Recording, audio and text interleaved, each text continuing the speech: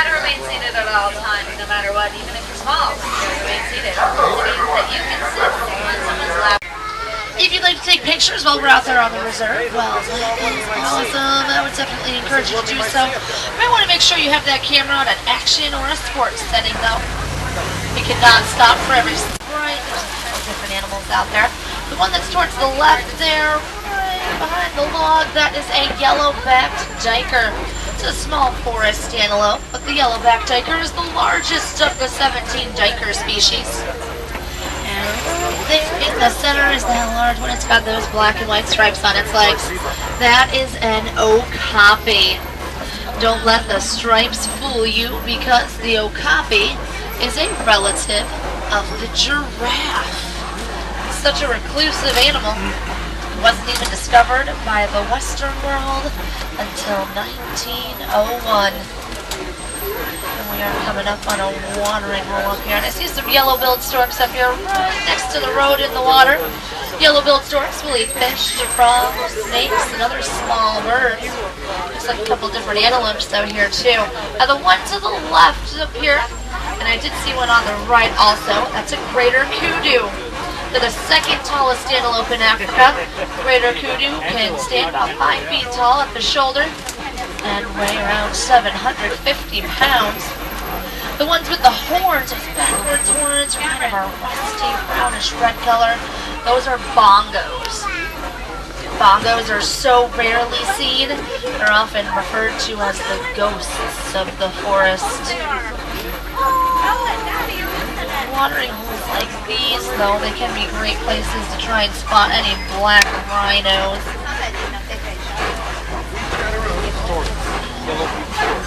Here, sometimes they hang out at the top of the hill, and we'll keep going, see if we can find one. It's always a privilege if you can spot a black rhino.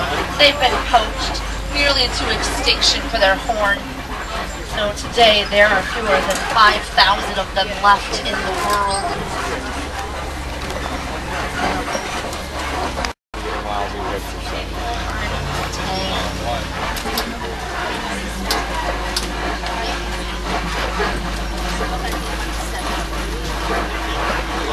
We are just going to head on over into the Safi River.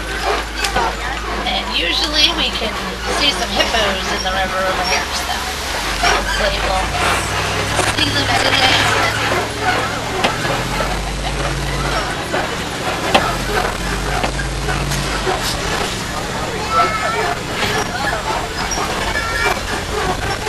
Just to the other side of that island. Now we are going to keep going just a little bit further ahead into the river. Usually we get really good viewing opportunities from up here, though, just a little ways. So don't worry if you miss those too.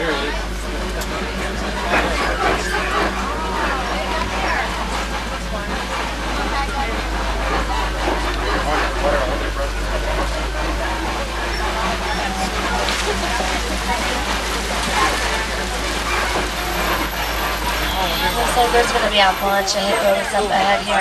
We'll get up here and see if we can get a pretty good look at them. Hippos will stay in the water for the majority of the day. That is to keep from overheating. They can stay submerged for 5 to 8 minutes at a time.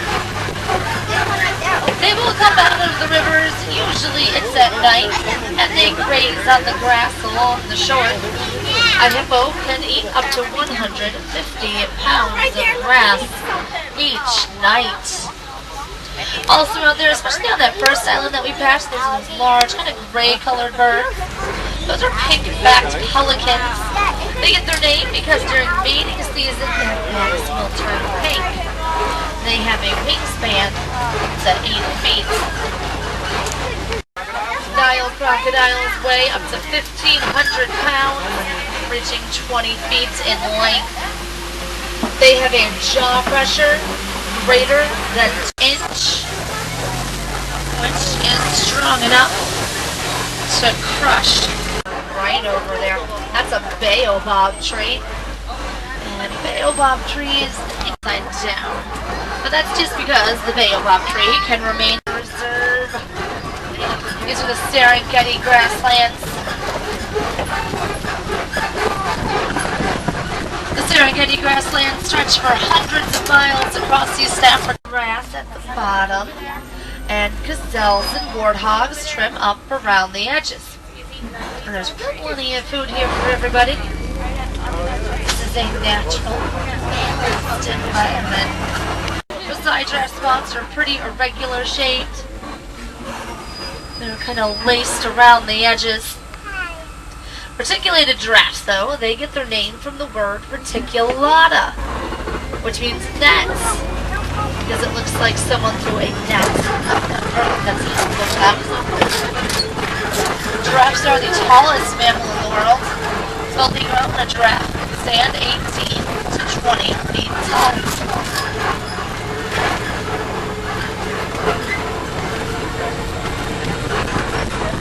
The tall cone-like structures that stick up everywhere through here, those are termite mounds.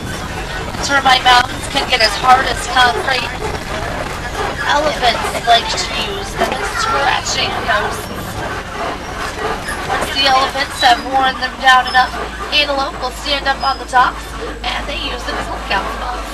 See if there are any predators trying to hide out in the tall grass. Different animals here. Now over to the right there, beast in Afrikaans.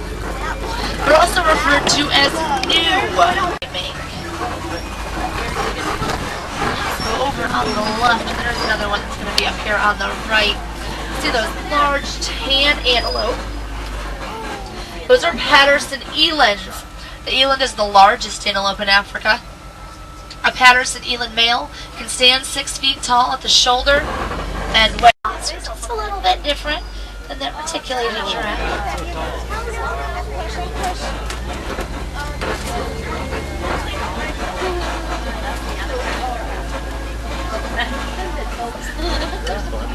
Side giraffe up here. But also out to the right here as we're coming up. They're also known as Watusi cattle after the tribe that first domesticated them. They're the only domesticated animal here in the reserve. That gray, shaggy antelope right there on the edge of that little drop off. That's a water buck. Water buck skin has kind of a greasy secretion. It's thought to be for water dated pastures. Yeah, to the right there, that's enough. So it's most likely a bull. Male elephants tend to live by themselves or in all male loose groups. But over on the left there, if you look back in these little trees, those are mandrill monkeys. Mandrill monkeys are the largest monkey in Africa. They can weigh up to 100 pounds. They're also the most colorful. They have those bright red and blue vivid colors. The dominant male's coloring is usually the brightest, and that's to ensure the rest of the troop won't know he's around.